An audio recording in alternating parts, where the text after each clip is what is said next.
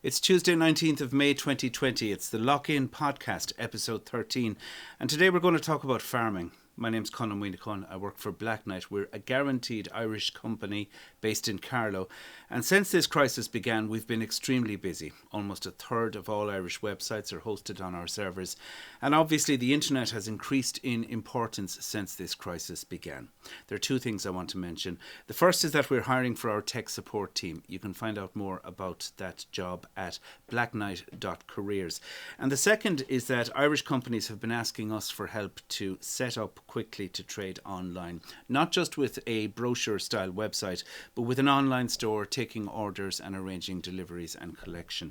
The result of that is a new product we've announced called Black Knight Shop Builder. I'll tell you more about it later in the show, and also about a live webinar that I'm going to be giving on this Thursday to demonstrate it. On to today's interview. My guest today is Cormac Farrelly, Managing Director of Agriland.ie, the number one news source for Irish farmers. Is that correct, Cormac? What is Agriland? Who are your readers and what do you know about them? Well, who is Agriland? We're the largest agricultural news publisher in the country. So at the moment, we have about 50,000 unique users a day coming to the site, 300,000 a week or 700,000 a month. So that would be the largest agri audience ever put together digitally. We're the first ever digital-only publisher, so we have no print publication. We launched in July of 2013, and I suppose we've experienced exponential growth to this point to have gotten to the position that we're in now. What do we know about our readers? Quite a lot. They're farmers, they're people working in the agri-business industry, they're dairy farmers, they're sheep farmers, they're tillage farmers, they're beef farmers.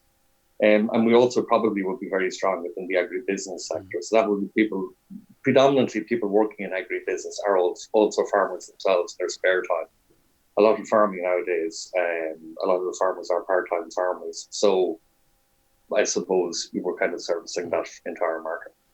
Now, there's been an assumption, Cormac, rightly or wrongly, that farmers maybe haven't been as affected as other sectors.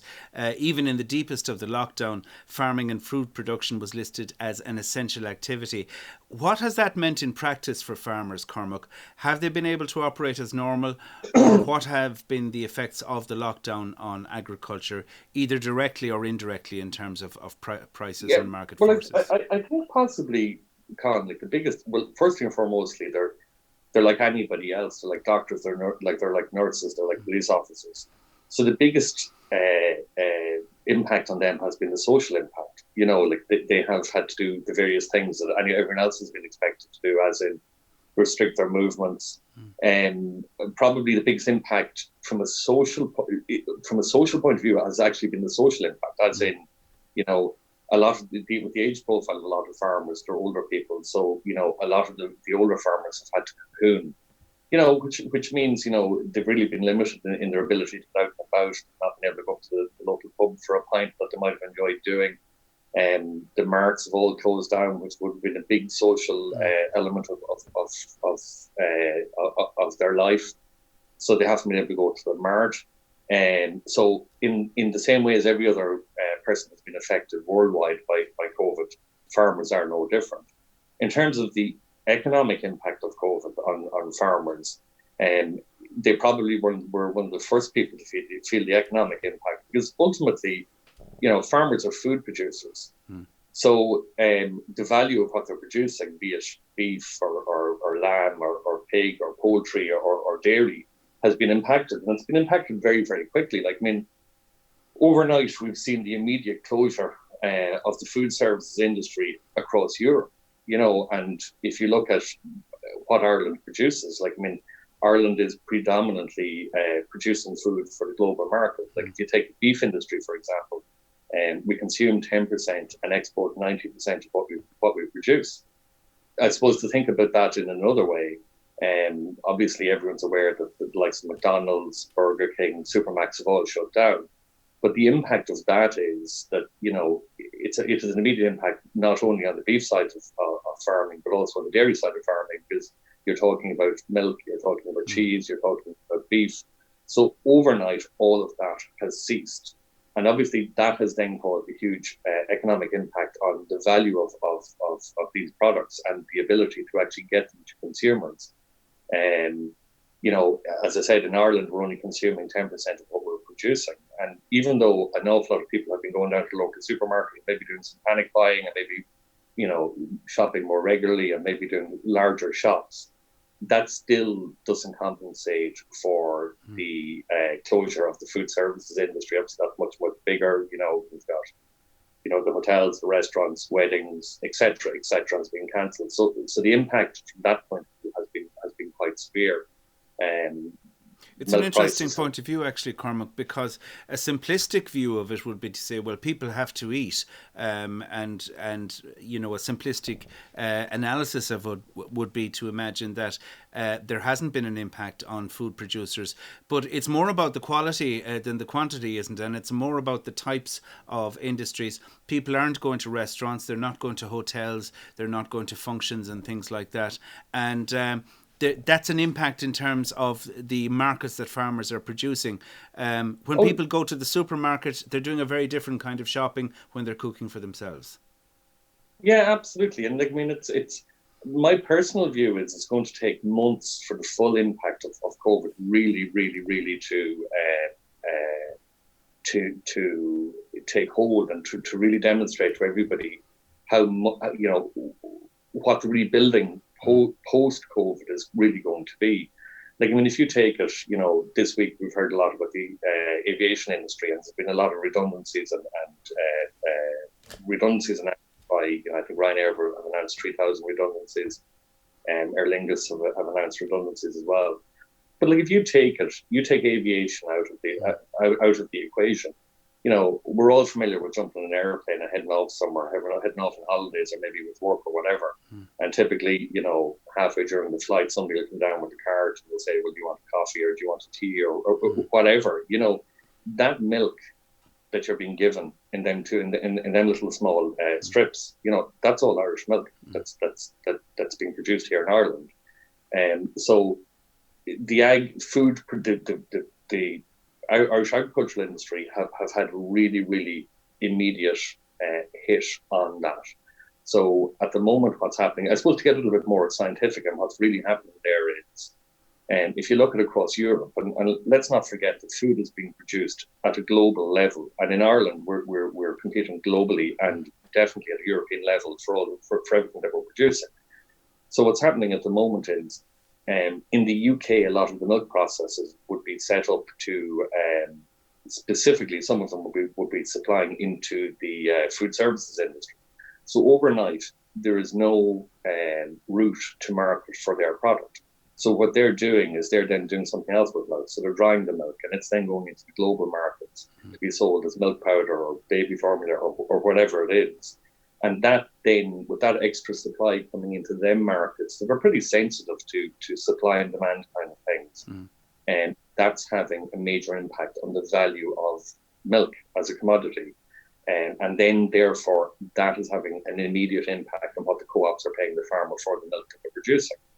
Now, bearing in mind that at the moment we're at peak milk production for Irish agriculture, so it's typically now that farmers are producing, the largest volume of milk that they can, and it's now that really dictates whether that business enterprise is going to be profitable or not for this year. So obviously, at peak supply, when the price starts dropping, that has an immediate impact on that particular farm enterprise. On the beef side of things, again, as I said a couple of times already, predominantly we're exporting the majority of the beef that we're producing. And in the last 2 years, Brexit obviously has been overhanging the market. Last year, we had a huge amount of, protesting. Probably every consumer is aware of the amount of protesting went on last year about, I suppose, how uneconomic beef production was. But if you add in on top of that now, this year, the market's never really recovered last year in terms of beef price. And if you add in COVID now on top of that, beef prices fallen again further. And really what you're looking for from the beef side of things is for the global markets to pick up again, for China, and for France, for Germany, and for the UK to really start opening up again and the market starting to open up.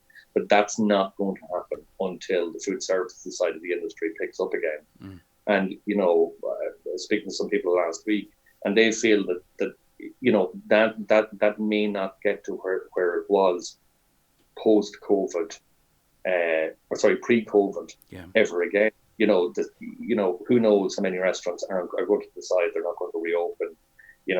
There's been a huge impact. I was talking to somebody recently, and they had to cancel their wedding, and their wedding has just been put off until next year. So the whole sector, the whole tourism sector, that maybe for all of 2020, it's just not going to happen. And again, if the markets don't pick up, and this whole year is written off, that means that the value of the dairy or beef or whatever it is for Irish farmers are producing is going to be affected for the remainder of the year. Something that often strikes me in relation to agriculture, that there's an optimum time to sell your produce, whether it's beef, whether it's crops that are ripening at a particular time. And if you cannot sell or cannot get the price you need, if the market isn't there for your product at the time that your product is ready to go to market, then you're in trouble. You're looking for fodder. You have crops that are in the field or whatever it may be. Are we looking at crises like this at the moment for farmers, and how big an impact is that going to have on individual producers, Cormac, do you think? On the dairy side of the house, dairy farmers are pretty protected in terms of the mechanisms they've put in place. They work very closely with the co-ops, with the cooperatives. So the way the dairy processing in Ireland is set up is you supply your milk to your local co-op, and in most instances the farmers are also a shareholder in that co-op.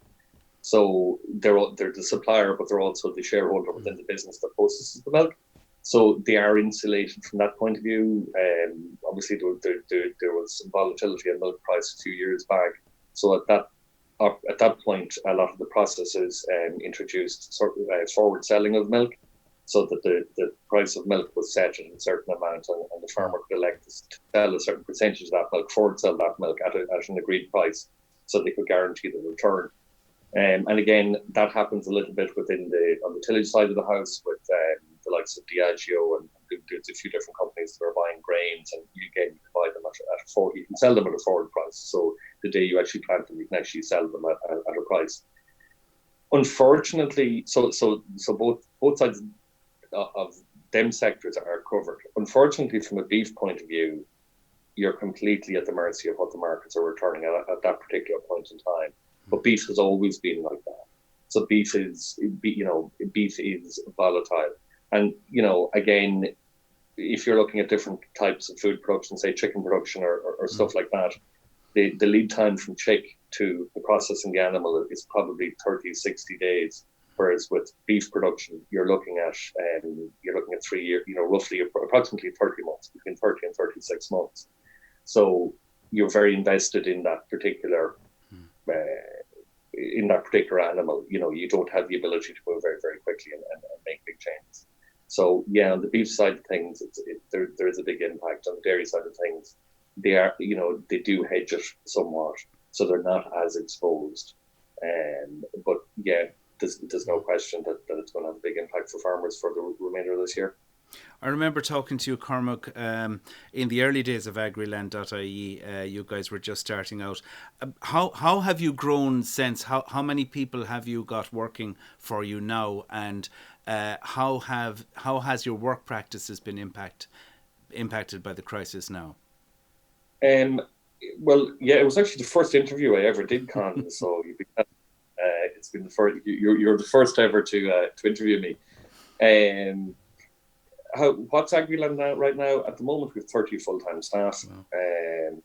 So that's split across editorial, both news and technical content, video production, and then commercial departments and obviously finance departments. So it's 30 full-time staff.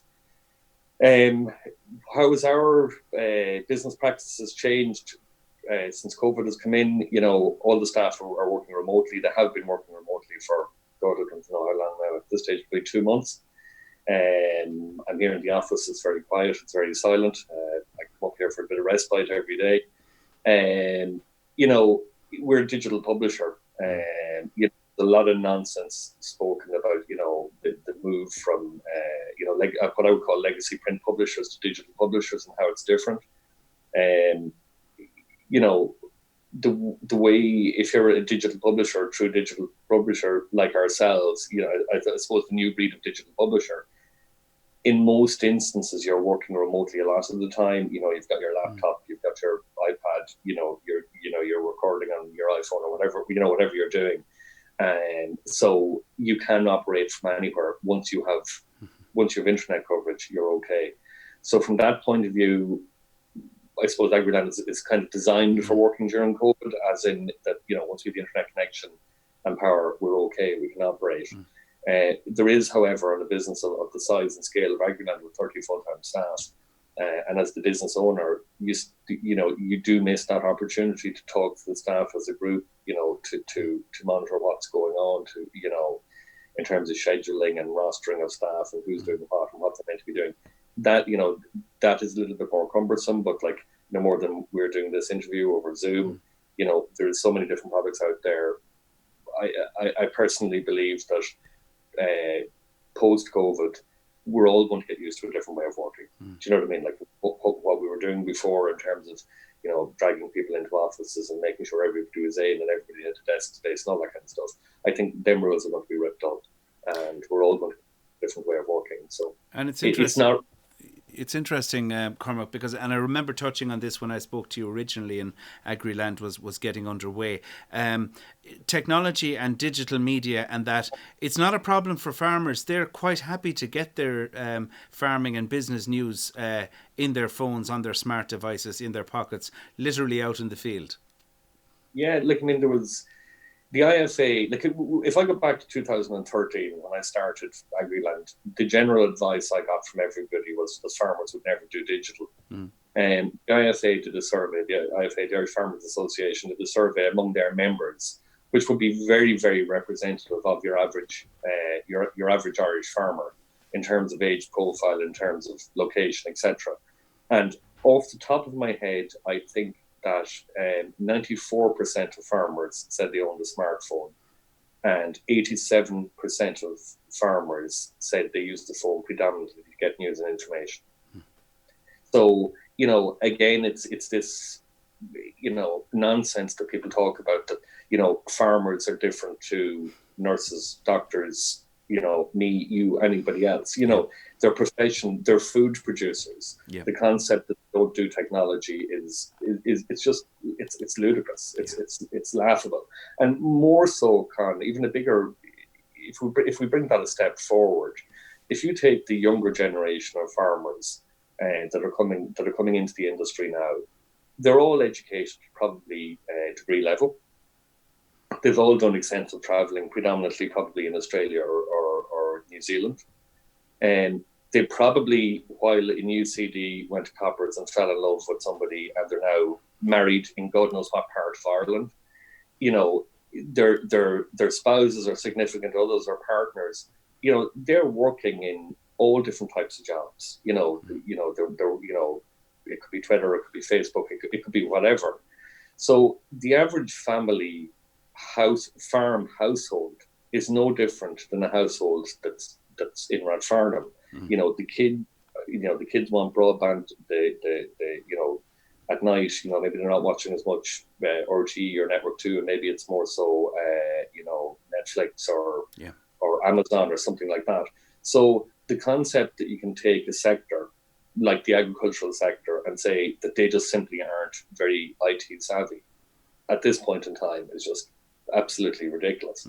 I do think that there's a lot of people, particularly the legacy print publishers, so publishers that were predominantly print-based publications, and you know, you'll hear a lot of talk. You'll hear a lot of talk about, you know, the model is broken and etc. etc. I don't think the model is broken. I think the model doesn't exist anymore, and it's them that have to change and come to the new reality as opposed to consumers changing. Well, Cormac, I wish you well, and agriland.ie as well, and that hope that you keep safe and well through the current crisis, and indeed the sector that you serve as well with your news and reporting. Thanks for talking to us on the Lock In podcast. Thanks, Con. That's Cormac Farrelly, Managing Director of Agriland.ie. Very briefly, just to mention once again, Friday is the closing date for our tech support vacancy here at Black Knight. Go to blackknight.careers, and in response to public demand, we've launched a new product called Shop Builder. That's if you want to add e-commerce functionality to pretty much any kind of website that you may have already. This is a quick and easy way to do that. Go to blackknight.com/shop builder. That's it for this week. Back again on Friday. If you want to find out more about the podcast, we'll have notes in relation to this and the other episodes, as well as links and information on how you can subscribe on Spotify, on Apple and Google Podcasts and other places like that as well. The address is thelockin.ie. Good evening, Heather Ella, Slán agus Benacht.